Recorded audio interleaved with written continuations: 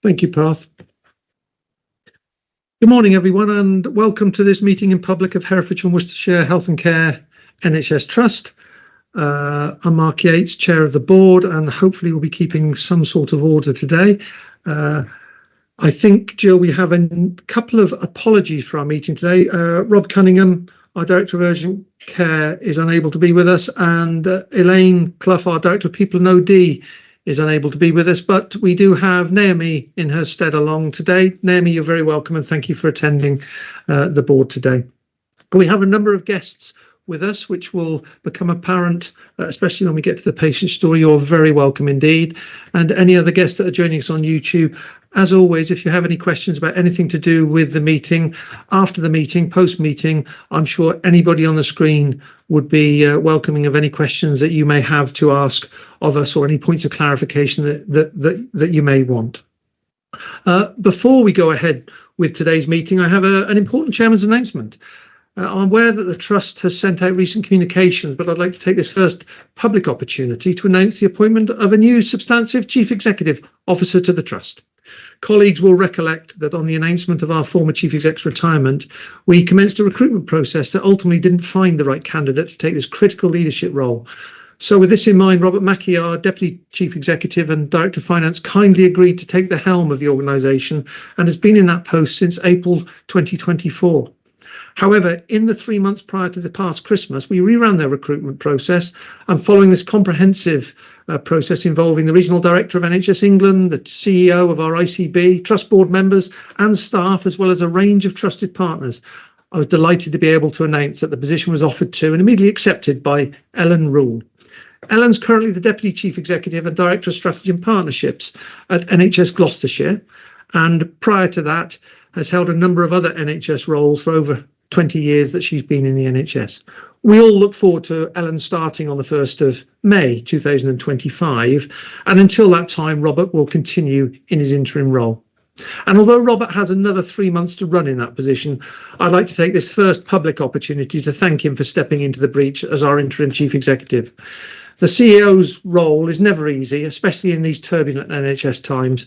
And although he's never sought the position, he immediately grasped the magnitude of the role and has done a great job. Thank you, Robert. I know that you'll be a huge support to Ellen when she arrives with us.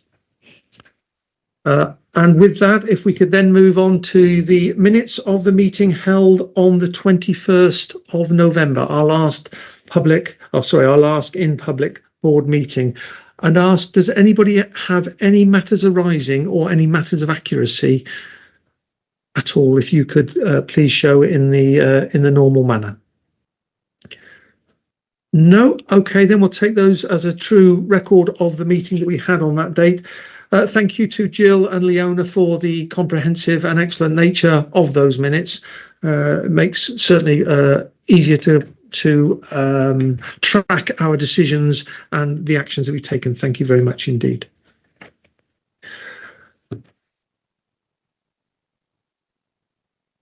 Get my papers in the right order, and I might be able to do the job I'm supposed to do. I've not been informed of any questions from the members of the public. Jill, is that still the case? That is the case. Okay, thank you very much indeed. Reminder to all board members that if you have any declarations of interest, they should indeed be passed to Jill, or if you need any advice on declarations of interest or conflicts, Jill and the team are always available to give that advice should you wish it. So with that, we move on to what I always consider to be one of the most important aspects of our meeting, and that's the patient story. And I'll immediately hand over to Natalie, our Chief Nursing Officer, to introduce and explain. Natalie. Thanks, Mark. Morning, everybody. So welcome to Kate Wood, who's joining us this morning. Kate, would you like to introduce yourself, and then I'll give some context about the patient story? Thank you. Hi, everyone. I'm Kate Wood. I work in the Patient and Public Experience, Engagement and Participation team, and I'm the Community Engagement Manager within the Trust. Good morning. Fabulous. So you'll see Kate in a moment. We've been talking a lot in the Trust about how accessible we are, and thinking about the information that we put out to our public, our patients and our carers. And Kate and the team have done a really eye-opening audit in relation to that information and the impact it has on health literacy, and thinking really about that, how that relates to health outcomes and health inequalities.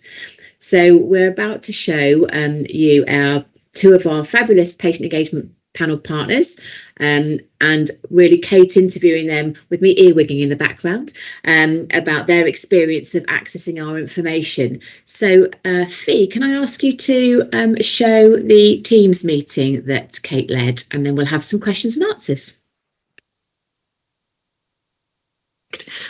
So we are joined today by Stuart and Paul. Did you just want to quickly introduce yourselves?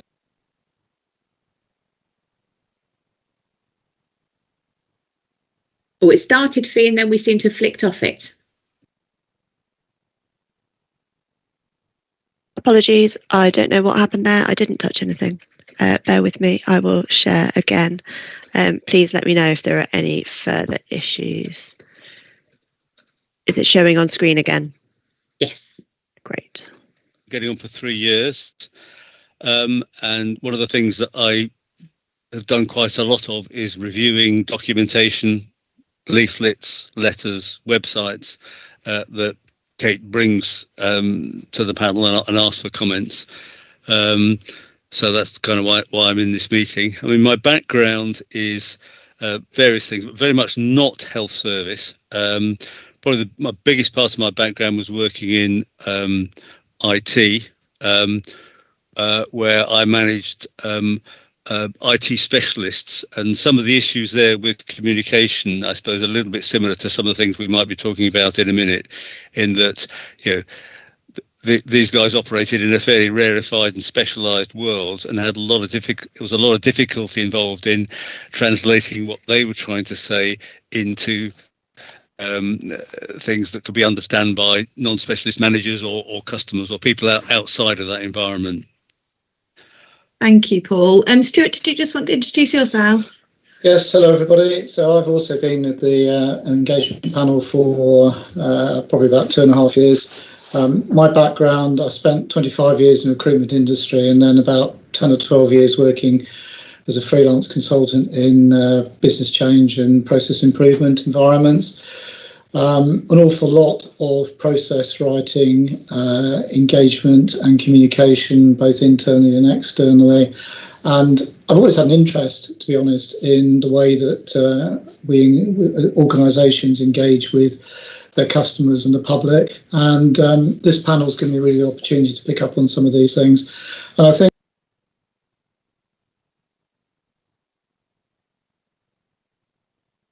It's flicked off again, Fee.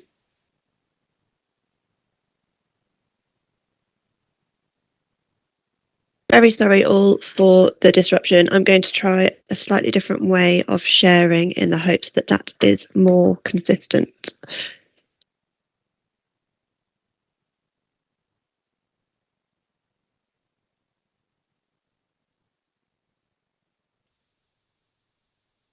And why you're here today. So if we go Paul first.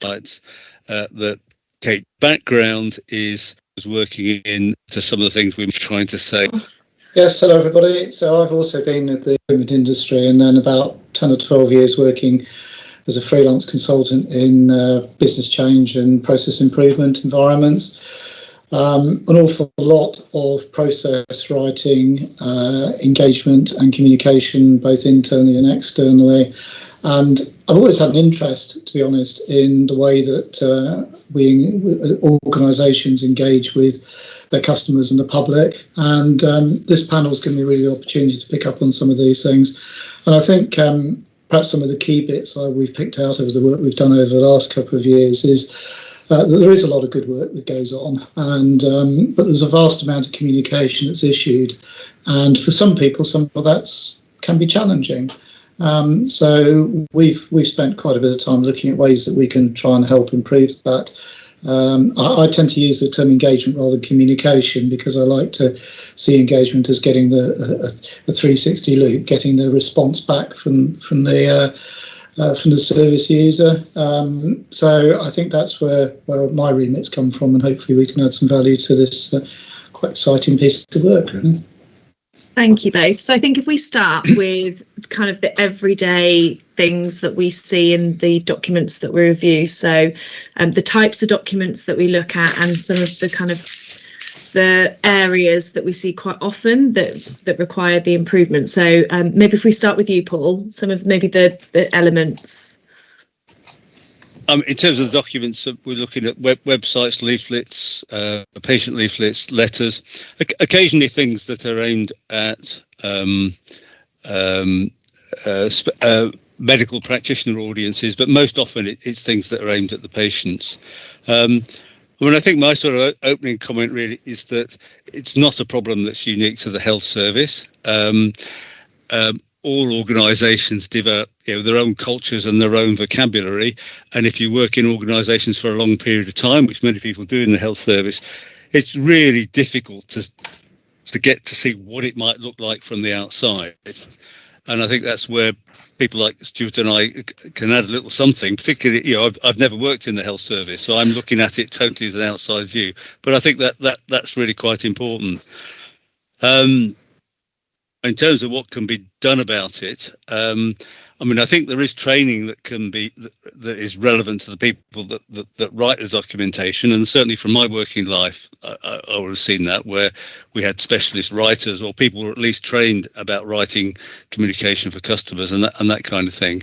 So I think there are elements of training which I could go into a few ideas perhaps at another time. An outside review, I think, for all organisations, complex organisations with a need to communicate outside, I think it should be a standard way of dealing with these things. Get somebody external to have a look. Did you want me to talk about some specifics? Try and talk about some specifics, Kate? Or shall I? Or do you want me to come in there briefly to do the intro? Yeah, if you come in briefly, Stuart. Yeah. So I think I would completely support what Paul said there, and I think with the added piece that this is not an issue that's unique to this trust. Other trusts have similar challenges, and as Paul alluded to, every business has challenges with the way it engages or indeed communicates with all manner of its external and internal users and customers. So I think we have to put it into perspective to an extent, is that the majority of letters and communications and website information that gets sent out probably is handled okay in many cases. But I think what we're looking at to doing here is how we can improve the experience for our customers and patients and carers, and perhaps also try and make it easier, perhaps is where I particularly come from. So things like appointment letters at a general level, it's easier to understand the letter, why you're going, where you've got to go, what the outcomes are hoped to be, those sorts of things. Just make it easier to find and easier to read the actual communication. We'll go into some more details of examples later, but I think it's not necessarily a case of stopping everything and completely redoing things. It's just trying to make that experience better, and as a result, hopefully maybe more people attend appointments, maybe more people are able to find the information they need, and just improve the general experience for the people for whom these bits of information communications are intended. Thank you both. So as the board will know, we've recently ran an audit and we looked at quite a few different bits of documents. It would be helpful to pull out some of the detail within that. So, for example, some of the complex words that for us is everyday language, but actually we picked up on quite a few times of different words. Actually, what does that mean? And even simple things like you've mentioned, Stuart, the email address. So, Paul, I don't know if you've got any examples that you can remember from the audit that you thought actually this terminology doesn't make sense to people. Possibly not quite in that sense. I mean, what I've got are a few examples of wording that I thought was unhelpful. I remember, for example, there was a leaflet that I reviewed which was intended as a poster, which was intended to go on the wall of one of the acute psychiatric units, and the heading was "Use of Force." And I felt that for that audience, that was a very insensitive term. Not only was it not telling the patients what it was about, it was trying to describe when restraint might be used in the case of a distressed psychiatric patient, but also so it wasn't very accurate. But also it was quite a scary phrase. We're looking at very vulnerable people here, and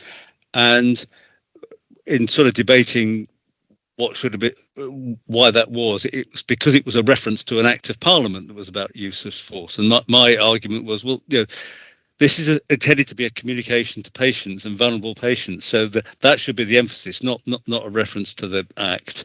So that's quite a lengthy one. I mean, some other examples, the incontinence service using the term products, what they were referring to was incontinence pads. So say incontinence pads, don't say product.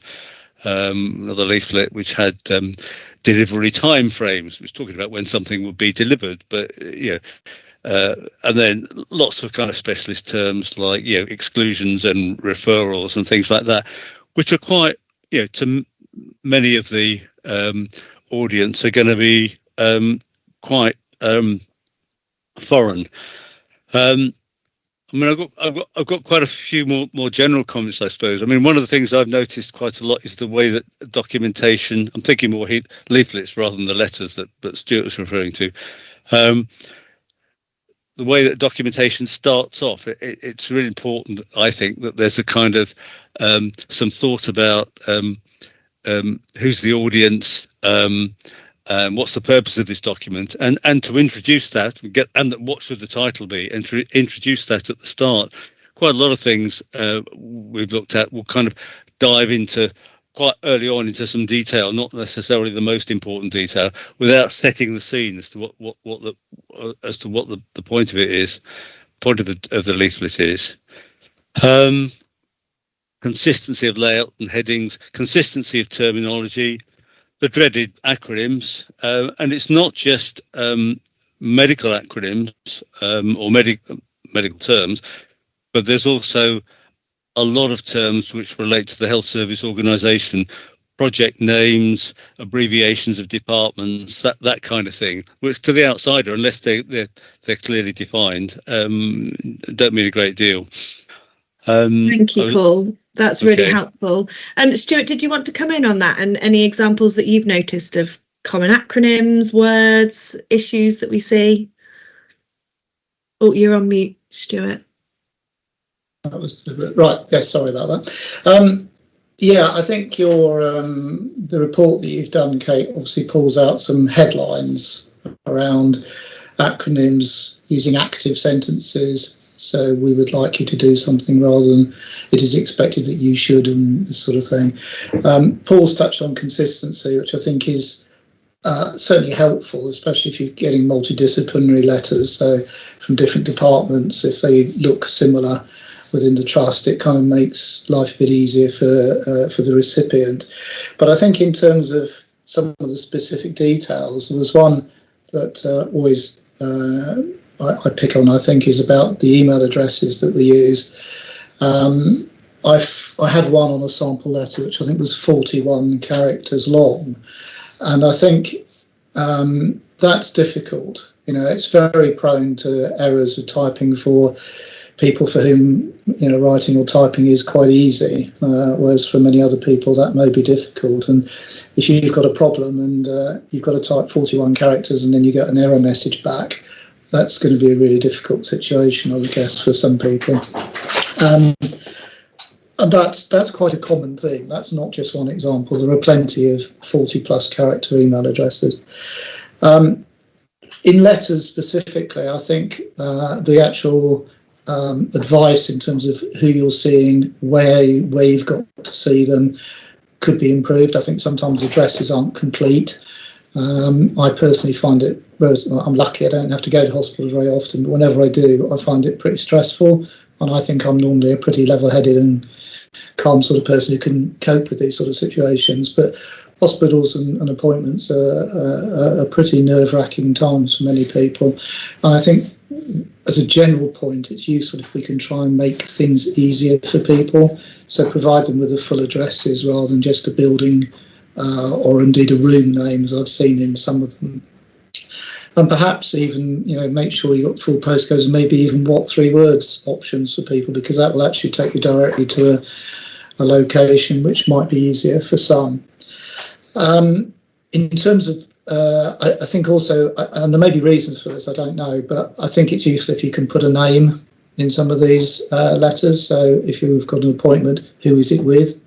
I appreciate sometimes it might just be a nurse practitioner, for example, but if it's a specialist and you've got a name, then why not put a name in the letter? I think that's, at least if somebody's got a question or needs to find out where's this room, oh, do you know who's working there? Well, I don't know, it just says consultant. Well, but if it said Mr. So-and-so, then somebody might be able to track them down more easily. There's definitely things around words that I think we can look at using. So not just acronyms, as Paul mentioned, but things like undertake and bloods are phrases that are either are probably more complicated. So undertake doesn't need to be as complicated as that. Bloods is probably a term that everybody in the NHS understands, but many patients don't. It actually sounds a bit scary, really. So I think probably look at that. And also some of the terms like paediatrics is one that always confuses me. And crisis team I've seen mentioned, and I think that's, again, it means it is the name of the department probably internally, but to an external user that might seem a bit scary. These are just examples, but there are plenty of others. I think Paul touched on some of the sort of almost, I don't think you said aggressive, but you must do something type things. I've always picked up on the, if you fail to attend, that always sounds unnecessarily harsh, I think. There's probably a better way. I understand the meaning behind it, and we don't want people not turning up to appointments, but if you're unable to attend or if you can't attend, rather than fail to attend, sounds perhaps overly forceful, I don't know. And I think generally it's actually a case of looking at not just the letters, but the website and printing media and stuff, and just trying to understand perhaps how you would engage with somebody if you were just chatting to them. Maybe if you were just chatting in a cafe or a bar or something, and somebody sort of said, oh, well, why don't you just pop along to this group or something like that? You kind of do it in a way that you almost automatically switch into the level of the way people you're talking with understand. And I think that's where people like Paul and myself and other people, other external users and people with different experiences can help to make it a bit more friendly, if that's the right sort of phrase, I think. It's a tricky balance because ultimately you've got a business to run. And I think that's we can't lose sight of the fact that you've got to get people to these appointments and tell them what's going on. But I think the best way of doing that is to make them feel more comfortable, or help them feel more comfortable with that environment. So I said there's plenty more specifics, but I think that's probably enough for now. No, that's really helpful, both. Is there any final comments or things that you would like the board to kind of be aware of from your experiences? All I would say, if I can, is I just think keep engaging. There's a lot of people in this panel particularly who are willing to support this piece of work, and indeed spin-offs that may come from it. Yes, it's Paul and me now, but there's several others that we know who would certainly have value to add to it. And I think it's just keep that communication going, and don't be afraid to sort of come to us and say, what do you think? And I can't speak for Paul, but certainly I'm happy to support this within reason, as long as it takes, really, because this is somewhere we feel we can within. We can't help with how you do an injection or how you run a mental health ward or something, but we can help with these sort of pieces of work. And for some people like me and maybe Paul, it's kind of gets to you a bit, really, you know, and it really means something. So I'd just say keep engaging. I think keep asking us, keep looking for support. And just sort of on that theme a little bit, just to say, I mean, Stuart and I have been on the community engagement panel for about 3 years, and there have been quite a few teams that have brought leaflets to us for review at various stages. And I would say the majority of the people that have come are very open and keen to have our feedback, and you know, one or two that I thought, this feels a bit like lip service, but the majority open and doing their best to take on what is sometimes fairly kind of, you know, perhaps conflicting feedback from different individuals who've got different ideas. So I think that is a model that that could be built on. I mean, there's a lot of stuff that obviously that we've not seen, stuff that's been around for a long time, and presumably new stuff that's coming out. So we've only had perhaps a narrow window, but yeah, I think it can be quite effective.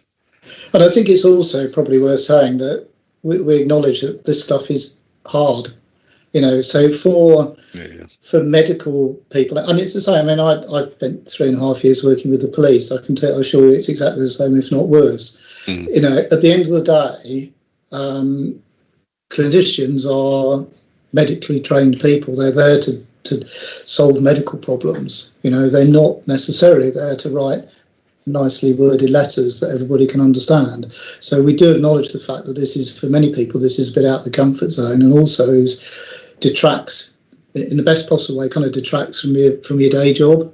You know, so every time you have to rewrite a letter or think more about it, you may be not seeing the patient. So I think it's important that we acknowledge that it's not saying that people just can't be bothered or write rubbish letters. There's much more to it than that. And I think, you know, we're here to help clinicians do their jobs as well. You know, and this is perhaps something that I know when I used to work in IT environments as well, that if you went to an IT person and said, can you write me something, you'd just you'd take it and put it in the bin, you know, because you just do it yourself because it's not their role. But equally, well, I can write a complex computer program, so I think it's just worth bearing that in mind as a consideration of what people are and what they can do. Well, thank you both for your time today. It'll be shared at board, so we really appreciate it, and I'm sure you'll hear down the pipeline from myself all the updates that are coming from it. So thank you very much. You're welcome, Kate. Thank you for the opportunity. Yeah, thank you.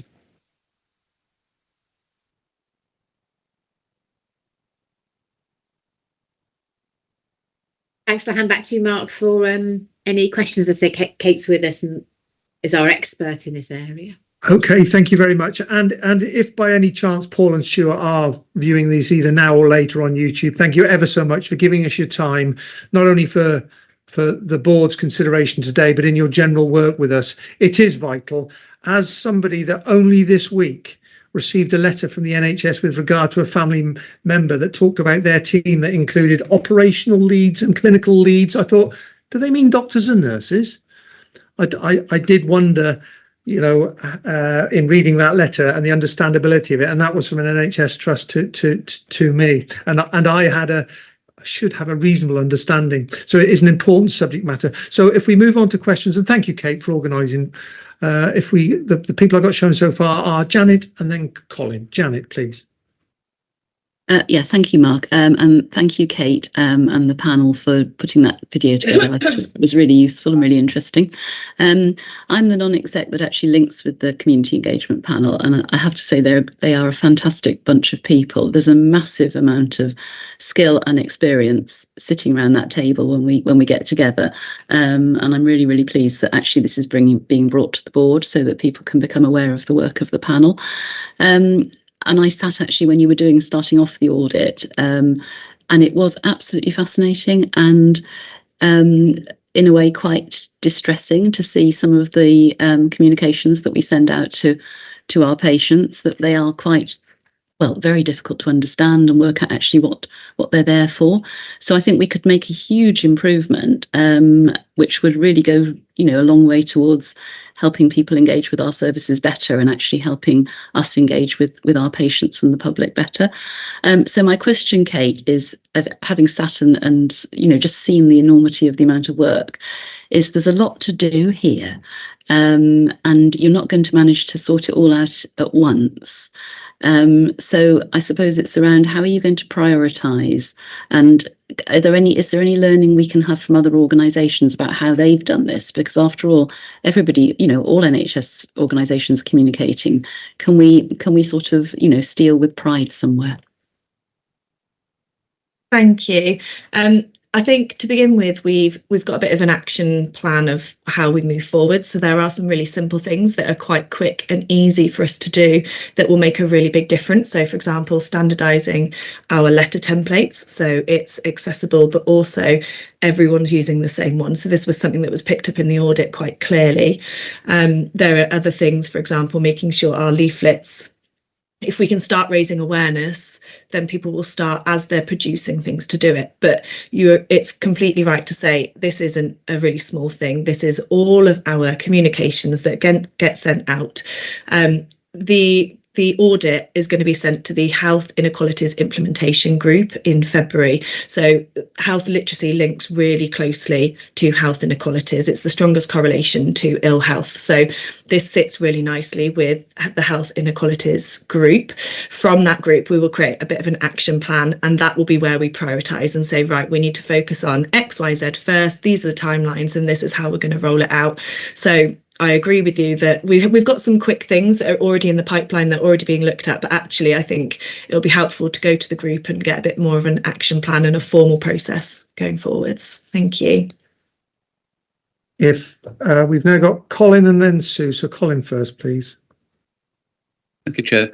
I agree with Janet that you're clearly doing a very important and valuable job in ensuring we communicate as effectively as we can with the community. My question relates to the almost surreal world that we're moving into in terms of artificially generated letters and communications of all forms. Does that pose a different sort of challenge for you? It's definitely something to consider. I was recently in one of the digital groups, and they're writing policies at the moment on how the NHS is going to use AI. So I think this is something that needs to be considered in terms of how and what. And I think it goes back to what Stuart and Paul said, in that anything that is written, whether it's AI or a person or whatever level, it should be checked by someone externally, because they're going to be the sense checkers to say, actually, that doesn't make sense. And it doesn't necessarily need to be one person. It's the audience that are viewing it that should just be sense checking it to say, actually, I'm not sure about this word, or can you change it for something that's slightly friendlier? I don't think it matters who writes it. It should be checked nonetheless. Thank you, Kate. We'll take Sue next, and then we'll finish with Martin. Sue. Yeah, thank you. And it's a great opportunity to thank the community engagement panel members. And I'd also like to flag Youth Board, who do a lot of reviewing of our patient information. And another lens again when we're getting it right for our younger audiences. And so again, really important.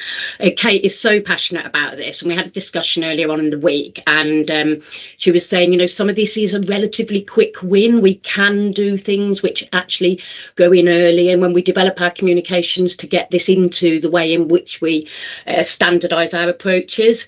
So I just wanted to build on what Janet said. So the action plan will come out of the Health Inequalities Subcommittee, and we report then into Quality and Safety. And as the lead executive, I'd really like to ask today that the board support that process, and we have your, I suppose the enthusiasm and the will to really now develop in this space, and then effectively put this into our health inequalities action plans going forward. It is a really fundamental factor in health inequalities, and we could do so much, we think, relatively quickly with even just reviewing our website. So we've got some real tangible ways we want to take this forward, and support from the board very much appreciated. Thank you. So with that segue, we'll go to a non-executive lead on health inequalities. Martin. Yeah, thank you very much. And I agree with everything that's been said. This is fundamental to health inequalities and making sure we get it right around our access. There is another angle that I'm also very keen, having had a recent personal experience at one of our local other trusts where the letter, and you follow the letter, even if you understand it, actually following the instructions does not take you to where you need to be. And therefore, I do think there's another side of actually people dummy testing what the instructions are and do they take us to where they need to be. And I have to say, I was roundly told off for being in the wrong place, but I'd actually pointed out that the letter was correct, that I'd followed the instructions in the letter, and they just said, well, the letter's wrong. And so actually practically can you understand the letter, but does it take you to the right place at the right time is the other angle I would do. And following our website, if you actually follow some of the instructions in our website, you end up in the wrong place because you get confused by the names. Thank you. I completely agree on that, in that it needs to be a joined up approach. One bit of communication can be fine, but if we're signposting to a website that then has incorrect links or terms, so it is about how we look at rolling this out and making sure that it's as smooth as possible. Just quickly coming back to your point, Sue, about Youth Board, we've worked with all of our strategic volunteers, so that includes the Equality Advisory Group, the Youth Board and the Community Engagement Panel, and all of the members are now trained in health literacy, so they're all ready. There's about 40 volunteers that are trained and ready to help with this programme as well as we move forwards. Thank you, Kate, and thank you for keeping on top of this and driving it forward. And Vina made a very good point within the chat function, which I know isn't available to those on YouTube, which is this isn't just externally, this is internally as well, whether it be clinical speak or management speak. If we communicated more clearly with ourselves, between ourselves, with our staff, then it can only be a good thing. And on that basis, should anybody on the screen now or anybody beyond come across something that they think really needs to be looked at, Natalie / Kate, could you tell us what would be the right route for us to flag that so it can be considered, please? There are some sense checkers. I'll pop it in the chat for anybody, which you can just type any document into. It's an NHS readability tool, and it will tell you the level, the age that you would be required to read that and comprehend what it's saying. But there's also lots of support behind the scenes, so that will do part of the role, but actually again it's that sense checking, and that works both internally and externally. We've had discussions as well, myself and Naomi, about how we can make sure that this isn't just for external, and actually how do we support staff going forwards too.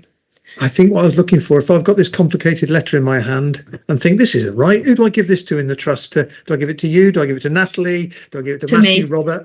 To you. Yeah, to me. Send it through to me and I'll help. Okay, I was just looking for that focal point of where we should send it to. But thank you, Kate, and thank you, Natalie, for bringing this forward to board. It's something that we always know is an issue, and there used to be many years ago. There's something called Crystal Mark, wasn't there, on many organisations' letter to say it was easily understandable, and I think that's been lost in the midst of time. But that's certainly where we need to get with our communications. So great to bring it to our attention. Thank you very much indeed. You're welcome to stay with us, Kate, but I'm sure you got other things to do. Okay, thank you. Right. If we now move on in the agenda to Chief Executive's report, Robert. Thank you, Mark. Good morning, everyone. A few things to draw out from the report. The first part I wanted to just set out really is we're actually expecting quite a few documents and guidance, important documents from NHS England over the course of the next few days and weeks, I guess. The reason I mentioned that is the first item on the list really it talks about the management and leadership programme, which is one key element of that that's coming through. These are all important items that are going to feed into what we are being tasked with delivering next year and actually how we go about doing it. And some of it will touch on our relationships within the system and slightly broaden that. So I was just going to name check a few that are coming in addition to the the reference we've got there to the leadership programme, and then maybe I'll just touch on that a bit. So we are still waiting for planning guidance, which is going to be incredibly important.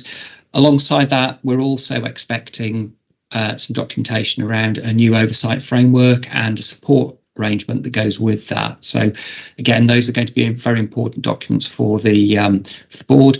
We had been expecting those before Christmas, but due to various reasons, they've been delayed. The current date we're working to, we believe, is later next week. So those are there. Clearly, planning is going on in the background anyway, but there's some quite specific, important things in there.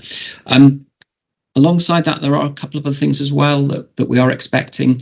We're anticipating a bit of a shift in terms of some of the roles for the regional team of NHS England and our integrated care boards, and we're expecting some information around how that works, a little bit of clarity around that.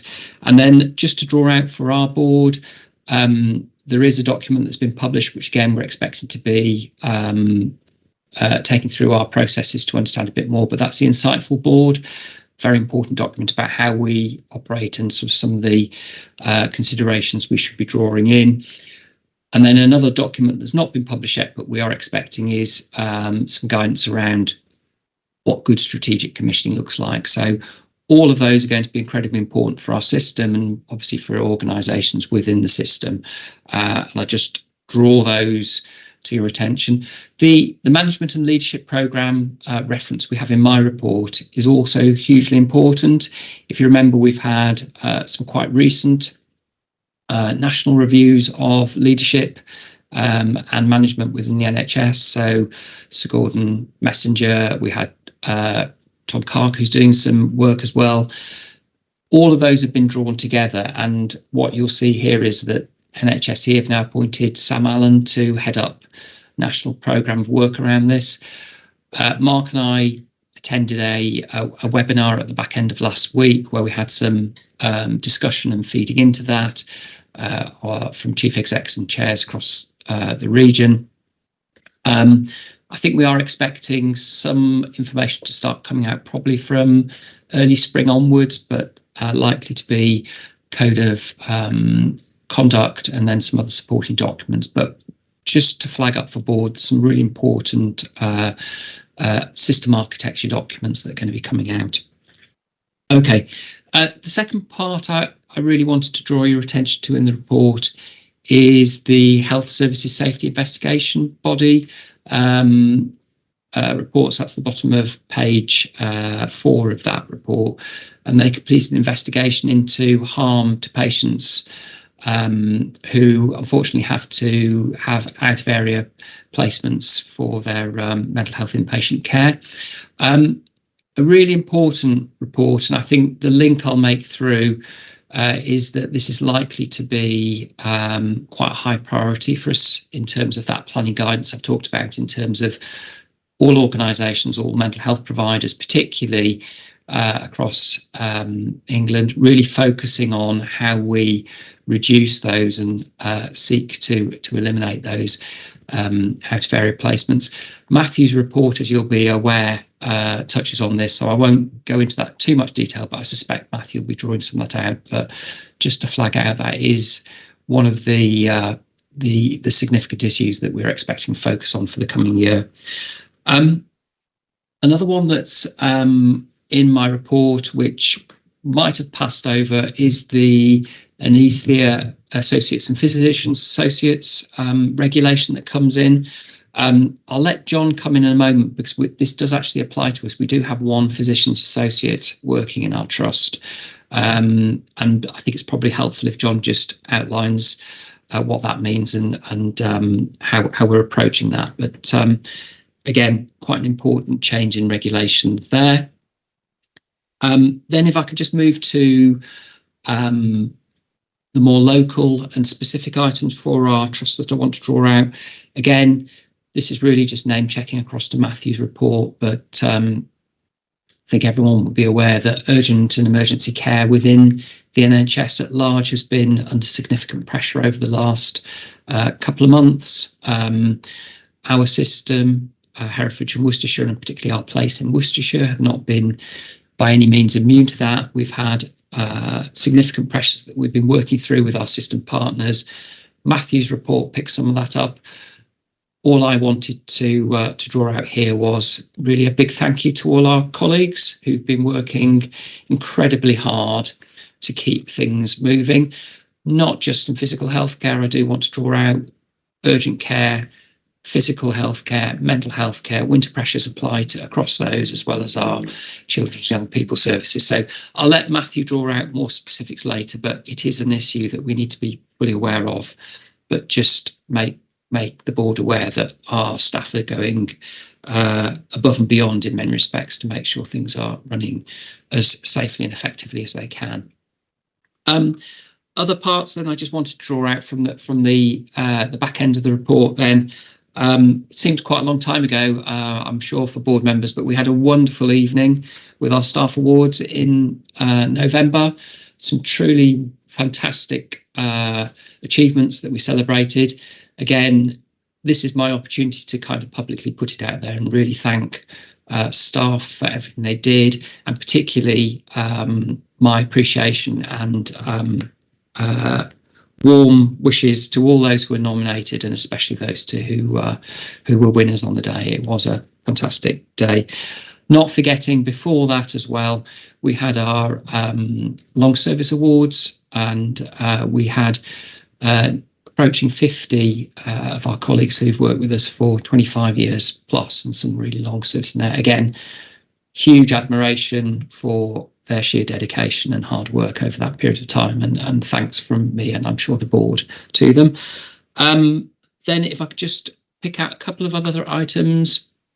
We've finally started work on the MIU unit at Bromsgrove, so I think a number of you will be aware we're able to re-provide in a much better space, purpose designed for our MIU at Bromsgrove, which has been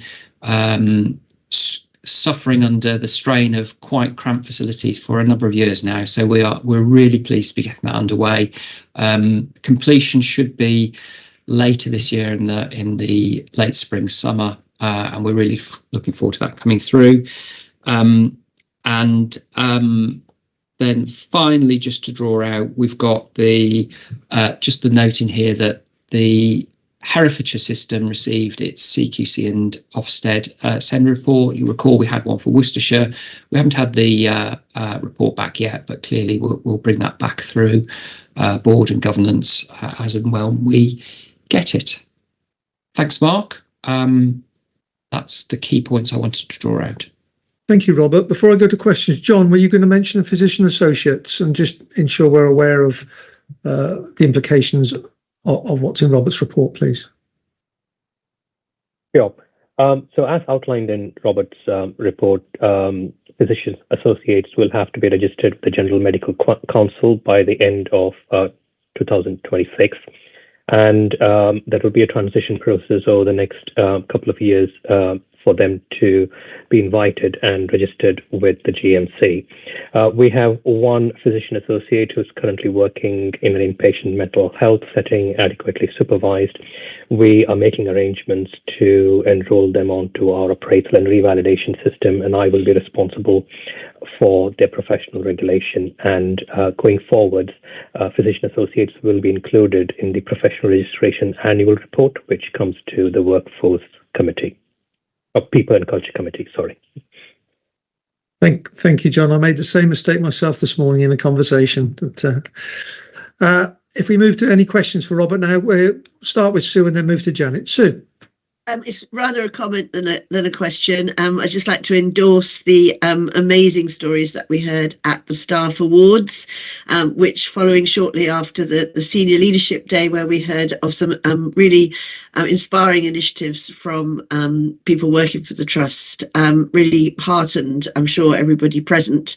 And I'd also like to thank all colleagues who contributed to making Christmas and New Year as rewarding as possible for those people who are being supported by the Trust, and particularly for the staff involved in the palliative care tea party for children. The way that people come in on their non-working days to give a good experience to children and their families, it is really, really heartening. So I'm really grateful for everything people do in that respect.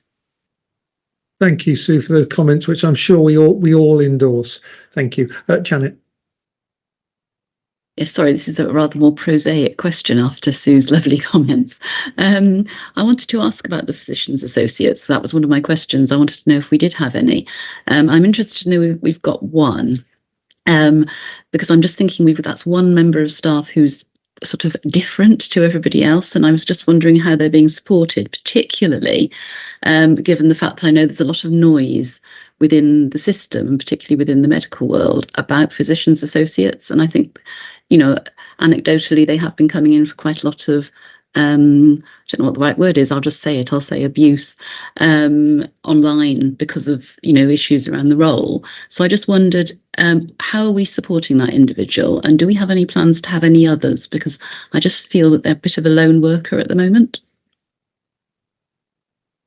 So our recruitment strategy has included physician associates for quite a few years as part of the new roles. And what's changed recently is obviously the move to professional regulation. I think what is important is that the public are aware of when they access healthcare, who they are seeing and what their qualifications are. And I think that will be made quite clear. At the moment, we have had a few more, but due to turnover, we've got one at the moment. And they're directly supervised by the clinical director and have adequate support. And because the inpatient area is a more structured, multidisciplinary environment, they're less likely to be lone workers in the true sense. They're part of a team and contributing to the care of inpatients.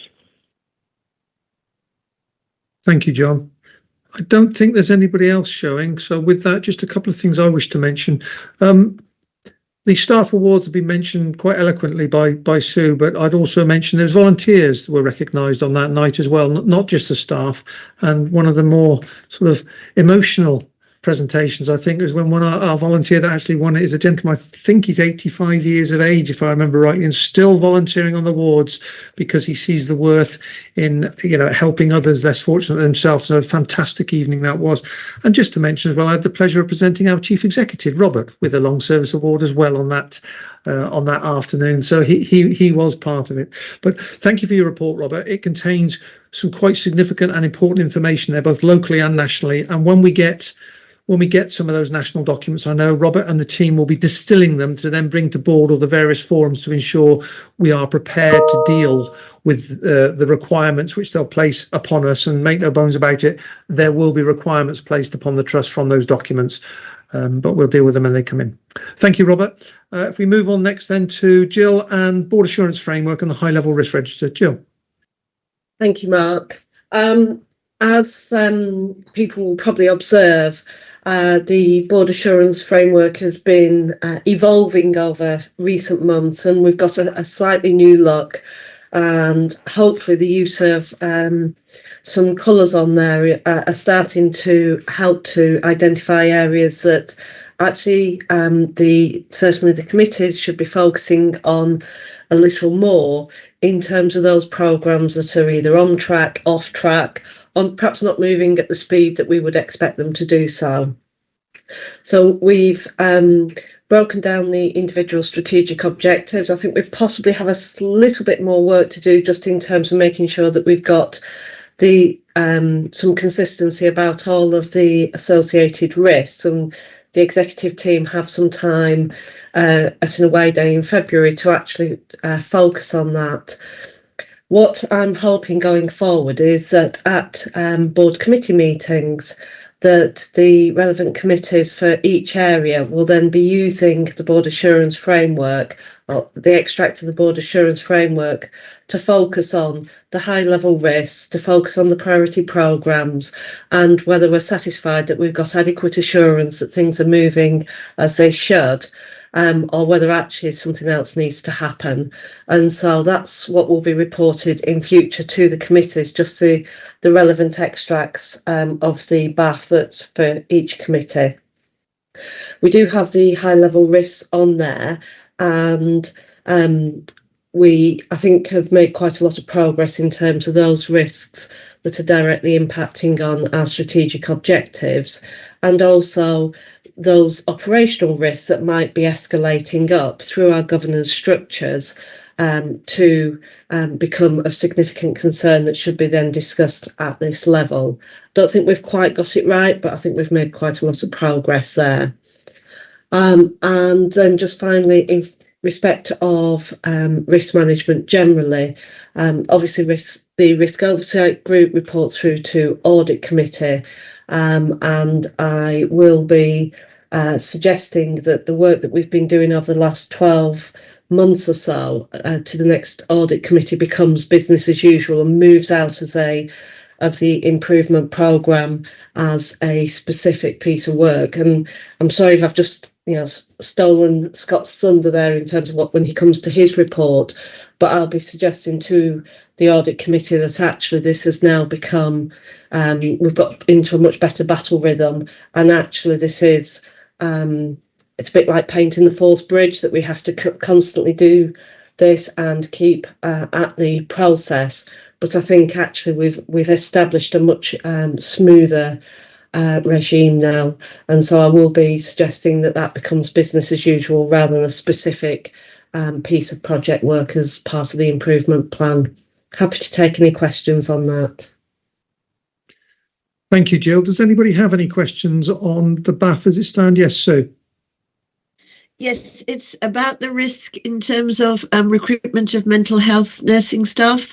I just wondered if this is a national issue or if we have particular problems in our area. And I see Natalie nodding that it is national. Is anything being done nationally to encourage the recruitment of mental health nurses who are so key to ensuring safe and valuable practice? Thank you, Sue. The moment you mentioned the recruitment, immediately Natalie and Naomi showed. So between the two of you, if you could respond, please. Yeah, just in terms. Oh, go on. It's a mental health nursing specific. It's absolutely a national issue, Sue. So whilst we have more registered mental health nurses on the NMC register than ever before, the demand for mental health nurses is outstripping the supply significantly for every area, and particularly some areas such as ours are more challenged by retirement age of staff and our population and our workforce. So our new Chief Nursing Officer is well aware, and Duncan has met with us as a group of Chief Nursing Officers through the Mental Health and Learning Disability Network. And regionally, we now have a really active working group specifically looking at the challenges for all of our mental health organisations regionally, what we're doing, working with our local higher education institutes, and all the different ways now you can onboard and in-source mental health nurses, and then the plan is we'll develop a regional plan to make sure that we all share those benefits together. But yeah, absolutely, it's recognised as a key issue, and actually, learning disability nursing is equally a challenge. So the gap is not quite as great there, but more concerning for learning disability nurses, the number of courses that are being stood down, and universities stopped running them because of the lack of candidates on courses. So we're working on both of those.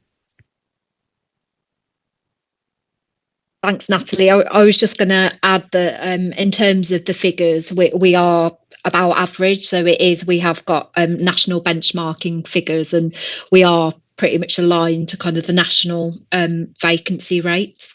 And as part of the focus within the attraction and retention group, it will be linking into any national work and any kind of best practice. And I know Hannah within your team, Natalie, is really involved in that. So we will ensure that we do pick up any best practice. Thank you, Naomi. Any other questions at all? Just one comment, Jill. I think you're doing yourself down a little bit, and thank you ever so much for the work on the BAF. And I suspect this will surprise you, Jill, knowing the fact that you know how I operate. But yesterday, I took some time and I actually cross-tabulated what was contained in the BAF against our agenda and against what we're looking at today and other committees, and all of our high-level risks and priorities. I think they're pretty well covered in the agenda today, and certainly through the committees. And that's exactly how it should be. And I think it's a good indication of how our BAF is developing in unison. And if you look at the next papers, whether they be Matthew's ops paper, Sue's priority papers, it all does cross-tabulate. So it's knitting together far better than it did in the past. So credit yourself, Jill, for the leadership on the BAF, and to other executives for honing in on the priorities. And remind the colleagues as well, at the end of this meeting, we will return to the BAF to check whether there's anything we've heard or seen today that we wish to reintroduce, and that'll be the end. We wish to question on the BAF again, or place on the BAF. So with that, we're being asked to approve the BAF as it stands today, albeit, as Jill indicates, a fourth road bridge. Are we all happy to approve it as it stands today, please? Yes, thank you very much indeed for that. And with that, we'll move on to our priority programmes with Sue. Sue. Thank you. And I just wanted to just pull out a few parts of the report. Interestingly, Mark's just flagged about the BAF and the triangulation with this paper, and I think it's important to note around the children and young people. So the community paediatrics work, there is a lot of work happening across the teams and the programme management office to really push this programme forward. But I think we have to acknowledge the day-to-day pressures, the demand on the service, the pace of expected improvements around SEND, continue to be a real challenge. So just to say that there is a major item on this at the PMB meeting next week, and I know that F&P as well, so Finance Performance Committee, have also requested a more detailed report at the next meeting. So we're getting in under that really to see if there's more we can do as an organisation to progress this with some further pace. So moving on to the mental health inpatient and rehabilitation redesign, to remind board that we've separated this programme into two work streams, one of which is very much around the rehabilitation, and you'll see now that the ideas work has moved forward and the initial ranking has taken us down to 3. They will now be worked up in more detail and will go into the formal process.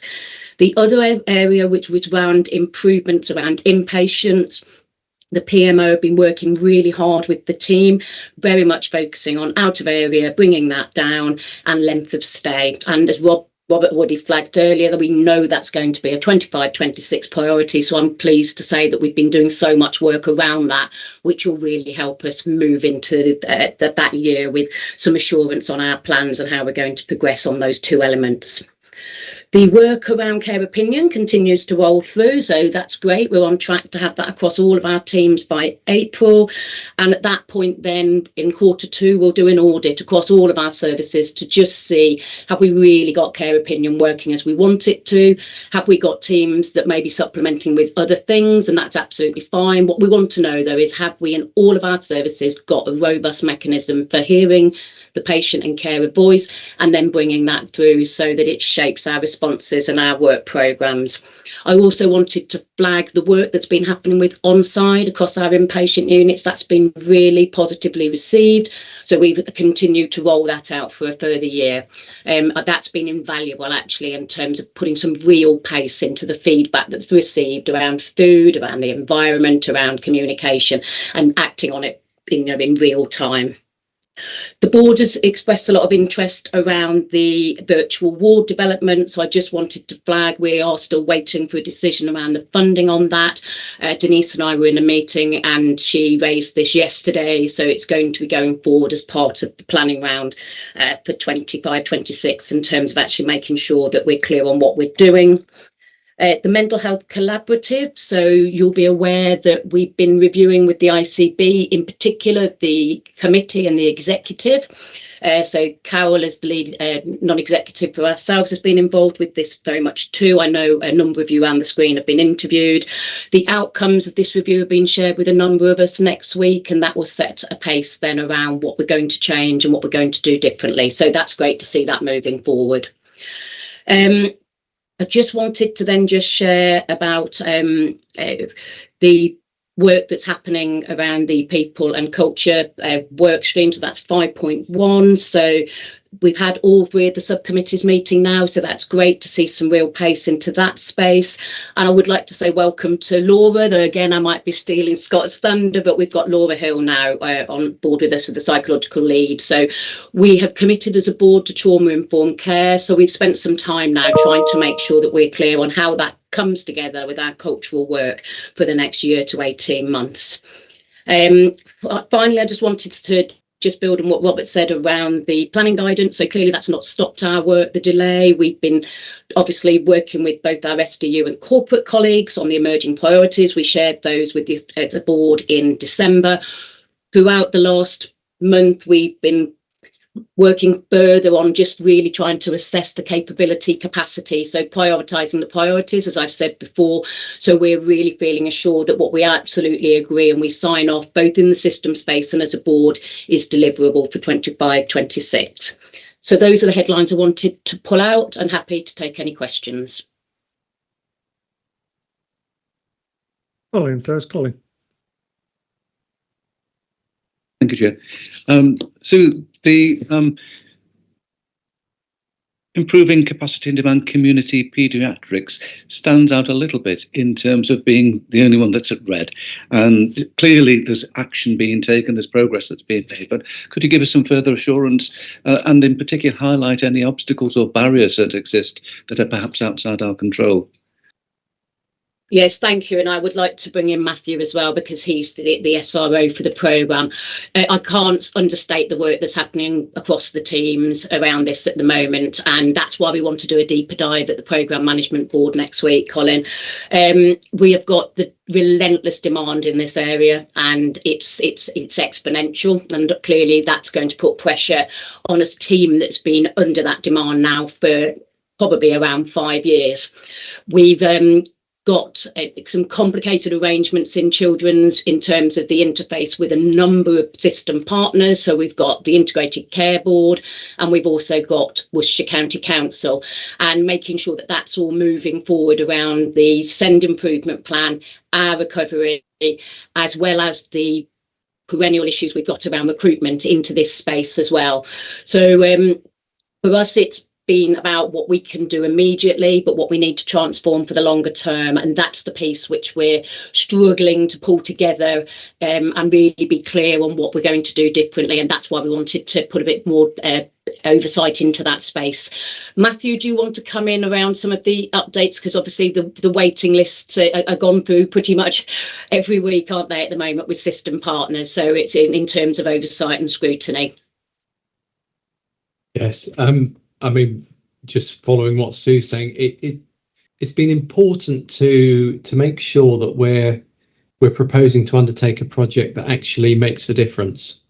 So a lot of the reason it's taken us a long time to get it going is, first of all, we needed to understand the problem, and the problem's a lot more sophisticated than it appears. The root of it in our understanding now is we have roughly twice the demand as we can reasonably put capacity towards. That's always going to be an issue. It's been very unclear up till very recently, so in the last few months, if we could expect any more investment around that, or whether we're going to need to make the best of what we've got. And now the view is, yes, we are going to have some investment. We're still not sure about the date that investment's going to come. There's also been a piece of work in onboarding senior clinical staff about the need to transform practice. I think it's a very hard proposition. So on one hand, we're saying to clinicians, look, we know you're under enormous pressure, yeah, and we know that there needs to be additional investment here, probably double what you're getting now. But at the same time, we want to talk with you about how to work differently to make the best of the resource we've got. And we've had to bring in some external support to do that. So John has worked with an external consultant assessor who's come in and worked with our consultant body around individual and group job plans.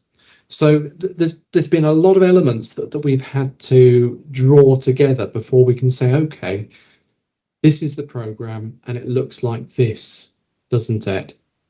and we can expect this much investment, and we can start planning around those things.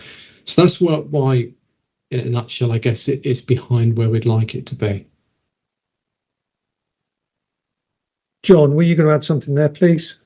Yeah, just to add to what Sue and Matthews just said, I think a few months ago we undertook a review with the SDU leadership in terms of what is required around capacity and capability, leadership capacity and capability for the program, and we have actually jointly commissioned program support. We've got Sean Westway supporting the program now.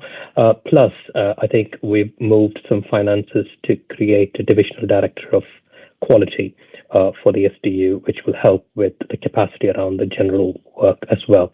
So those are some additional support we have put in to mitigate the risk around leadership and management capacity.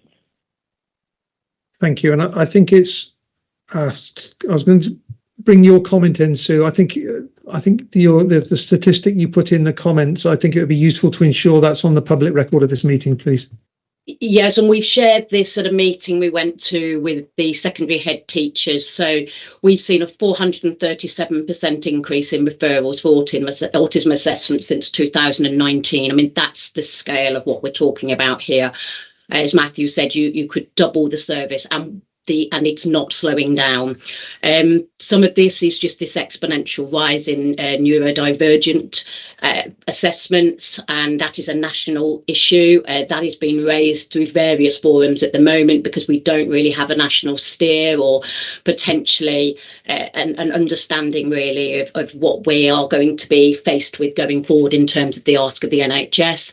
And I'd like to flag as well, we're seeing increasing levels of neurodivergence coming into CAMHS, and there's a level of distress that's coming in, which actually CAMHS isn't best placed sometimes to respond to. So that's actually a gap that sits in our system. We're exploring that with system partners, but we do need to be minded this is quite a rapidly changing space for our clinicians, for ourselves in terms of leaders making decisions.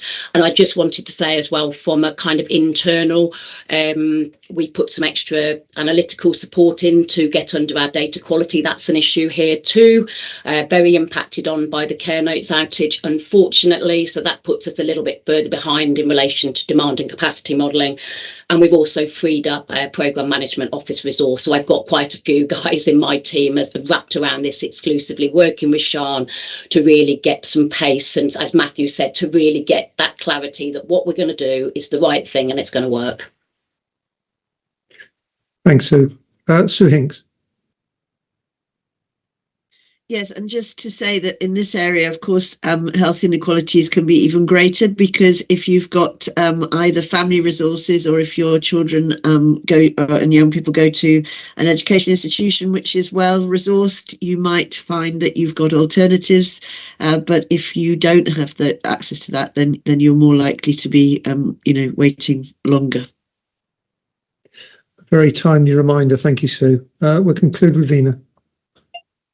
Yeah, just to make the point that given that huge increase in the number of patients who are seeking assessments, it must be the case that patients across the trust, even if they're not seeing us for assessments, there must be more patients who have those neurodiversity requirements. And I have an ongoing concern as to whether our staff have the tools and the support to be able to deal with that. I know there is some sort of generic training available in terms of, working with patients with disabilities. I just wonder how specific and targeted that support is, though. Somewhere between Natalie and Sue, I think, between yourselves, if you could respond, please. Do you want to jump in, Natalie? Because we were literally talking about this last night. So, OK, I'll pass over to you. Thank you. So absolutely. So the Oliver McGowan mandatory training came into place in law, and absolutely. So the system has taken a lead on the Oliver McGowan training. So we're rolling that out as a system, and we've done a piece of work about prioritising which teams need to go as part of that first rollout. mandated requirement is Oliver McGowan or an equivalent. And what we've found is that absolutely the Oliver McGowan training is brilliant for certain teams and is a really good awareness raising.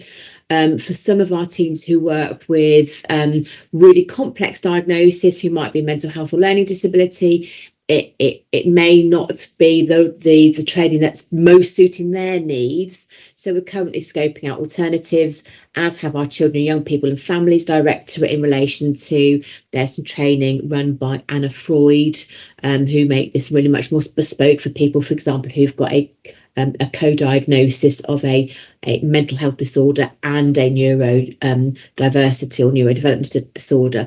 So we're really looking at the scope of making sure that the appropriate training is available for that group of staff's needs. Thank you, Natalie. When listening to colleagues on the screen here, and I think it's been quite clear, I go back to the patient story at the beginning and talk about crystal clear communications. I think we do and are being crystal clear. When we have increases in demand in the magnitudes of the hundreds of % that isn't matched by increases in resources, waiting lists go up. It is very simple in that manner. That's not to say we won't be and are actually, as you've heard, doing huge amounts to improve our processes and our procedures to become as efficient as possible. We will absolutely do that. But the magnitude of the increases in demand for these services are absolutely massive. And there hasn't been any similar, or well, not even near similar increases in resources. I think Sue alluded to, even if you doubled the resources we had in certain aspects of children's services, it still wouldn't address the demand that's coming over the hill. And it must be really challenging for our teams working with this on a daily basis, and upsetting, I suspect, to a certain extent when you know there are people wanting our services that can't get to us. So thank you to all the teams that are trying their best to work in the most difficult circumstances in this arena. Okay, so thank you for your report. And I think from the what could be considered in comparison to the past lack of questions, it's because I think the report is very clear in what it states. The report also, the matters go through the various subcommittees, so it's to the credit of you and the team in the report writing. So thank you very much for that report. It's becoming a key focus for us within our board meetings. And I'd say exactly the same actually with our next report, Matthew, and our operational update. Matthew. Thank you, Chair. Just drawing the board's attention to a few points. In Children and Young People Services, as we've discussed, we're working under the priority action plan at the moment. Director of Strategy and Partnerships and myself met with CQC and Ofsted along with commissioners in December for a deep dive. The focus of the deep dive was around the governance of improvement and family care involvement and communication. So less about us as a provider, more about the system and the commissioning of these services, which is the focus of CQC and Ofsted with SEND. Helpfully, there's a continued recognition both from regulators and from commissioners that a lasting improvement will not be made without significant investment in neurodiversity services for children. We continue with waiting list initiatives internally and productivity improvements. That's about making the best of the resource that we've got at the moment. We've contracted with an external supplier for additional nurse assessments for children with ADHD, and that will start to happen from February. So we're not contracting on a small amount, we've actually contracted for 2,000 reviews to be undertaken by nurses, and this will free up consultant time to start working on some of those children that are waiting a long time for initial consultant assessment. We've also moved a cohort of older children to an accredited independent provider locally. Again, those children with autism assessment needs who can be safely assessed by another provider in the area. We're undertaking an exercise of waiting list validation at the moment, so we're contacting every family on the waiting list, checking in with them, how their child's doing at the moment, whether they need to be prioritised, and letting them know about the expected wait.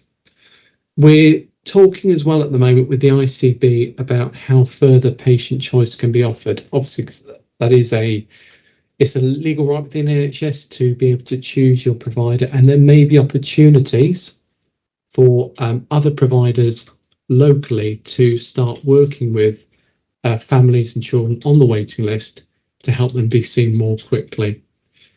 With our clinical staff, we're working on consultant job planning. We just about finished the individual plans. We're working now on the group plans.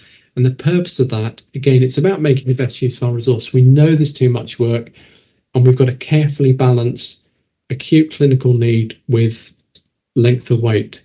So what we're looking at is all the clinics that are offered, how many sessions are offered in each clinic, how they're organised, and which consultants and other specialists undertake those clinics. So we can be sure that we are offering as many slots as possible, and those are being offered to the right children, so we're getting the balance right across all of the children that are waiting for care. We're starting to see the benefit now of some of the measures that we're implementing. So we're implementing something called the Balanced Framework. So this is in therapies. We've completed speech and language therapies about 18 months ago, working through physio and OT. And this is about ensuring that you're offering either education support, group work, or individual work based on need.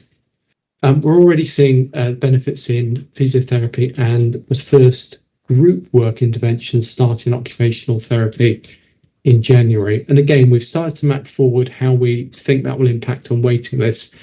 And the impacts are both rapid and significant. And I'll bring more data about that to future boards. You've heard that demand does continue to outstrip capacity, but we're not holding a position. So we got double the demand, but between August last year and January this year, actually, with the combination of measures we've undertaken, the waiting list has only grown by 5%. I know that's still a growth, but it's certainly less rapid than the growth that we were getting previously. We're continuing to work with the ICB on an investment plan for a new neurodiversity model. However, that's dependent on the ICB financial settlement. So we're expecting to hear in February or March how much the ICB can commit to spending on a new model. Moving on to urgent care, as you've heard, it's already been a tough winter in England. Several Midlands hospitals have been on critical incident. We've had 4 critical incidents declared locally. Critical incidents are related to large numbers of ambulance delays at the front door of hospitals. Two factors locally that have caused us to tip into critical incident. It's not about increased activity. We haven't seen more people at the front door of hospitals, but this has been about variable patient flow. So people can come into the front door, but they don't go out to the back door at the hospital at the right rate every day. We've also had longer lengths of stay in acute hospitals. That's to do with flu and COVID. Worcester Acute Hospital has run on their 2 sites at over 100% occupancy now, almost continuously since mid-December. So that means you only have to have one challenging day and you're right back to square one. We are working on at an enhanced escalation level across the system on a daily basis. So we meet with system partners daily, and we've agreed this week that we're going to, as the Health and Care Trust, no matter what the external escalation level, we're going to work on our highest level enhanced escalation for the next 4 weeks. That includes a couple of measures that we haven't necessarily done before. One of those is maximising reverse boarding. So reverse boarding is when you sit a patient out to wait, pending another patient coming into their bed. Patient who's sitting out is ready to be discharged. And we actually commenced boarding in a hospital. That's adding some additional beds at Tenbury and Wyre Forest wards into areas that wouldn't normally have a patient bed in. Now we're sharing the risk across the system. In the acute hospitals, they are over their maximum boarding numbers. So they've got beds in every place that shouldn't have a bed, and they've got beds in areas that really shouldn't have a bed.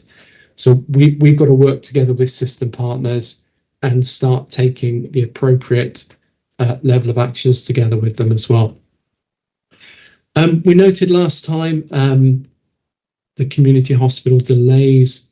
We've still got a significant number. We're working with partners daily on specific plans to mitigate these. And just to also note the ongoing repairs to Evesham Community Hospital. I cannot stress enough, the age and the condition of the hospital means that this is likely to be a recurrent and ongoing risk. So moving on to mental health and focusing on inappropriate out-of-area placements, as Robert said, this is a key measure for the NHS. It's measured on the last day of every month, so a census is taken for every provider. How many patients have you got who are in an out-of-area placement? The NHS England target is 0. And that's because the standard is to have good local NHS care. Just to provide a bit of context, out of area doesn't mean necessarily out of area. It means a patient is in a hospital that have not had an NHS England standard approval process to assure the quality of its patient pathways. So in some systems, independent and non-NHS providers are commissioned as part of the regular bed base. So if you went into a mental health hospital in Plymouth, you would always have an independent provider. They don't have an NHS acute inpatient facility. It's provided by a community interest company. So that's regular, but again, it's not out of area. We've got 8 out of area placements at our last census point, which puts us roughly in the middle of the Midlands pack. So, the range at the moment is from 0. So there's 2 providers in the Midlands, 0 out of area placements, to around about 20. So there's 1 provider at the moment with around 20. If you went back a year ago, you would have providers that would be talking about with 100 to 200 out of area placements. There's been good work across England and across the Midlands, especially about improving patient flow and reducing the length of stay. But there's also been a lot of work about bringing local independent providers onto assurance frameworks to provide additional beds to agreed standards. So I'm not going to name the provider, but there's a provider in the Midlands who has 90 independent beds that they use as part of their local provision on top of their NHS provision. And they also have at the moment 20 out of area placements on top of that. So we're not using independent beds at the moment. The reasons we've been struggling to get down to 0, I think, are well understood. They're around long lengths of stay for a cohort of patients. Just to put some context around what that actually means, if you have a patient who's in hospital for 300 days, that's an opportunity cost of 9 admissions for somebody else. If you have a few of those, you start losing the opportunity to admit patients because each bed is occupied by somebody who, 3 or 4 patients may have been through that bed under normal circumstances. Some of those are avoidable. Some of those we've made process improvements around. In fact, in all honesty, operationally, we're managing our beds very well. We don't have a queue of patients waiting to come in for most of the time. And we're working without increasing out of area placements, even though we're operating on probably half of our bed base because the other half's occupied by people with long length of stay. Many of the long admissions that are resultant of the result of clinical decisions around care. We've made some visits to other systems recently, and the key to length of stay improvement is around clinical engagement, designing new clinical pathways and taking different balance risks around long lengths of stay. So the focus around that at the moment is bringing ops managers, senior clinicians on board with the need to change. It's really Hearts and Minds programme. We've started a series of workshops, the next one of which is tomorrow. So myself, the chief nurse and the chief medical officer are all attending tomorrow, senior clinicians and ops managers looking around sustainable action plans. In the meantime, we've agreed with the ICB that we should accredit some good quality local provision. from independent providers to provide a small amount of additional capacity, maybe 10 beds, whilst we're working through longer term sustainable plans.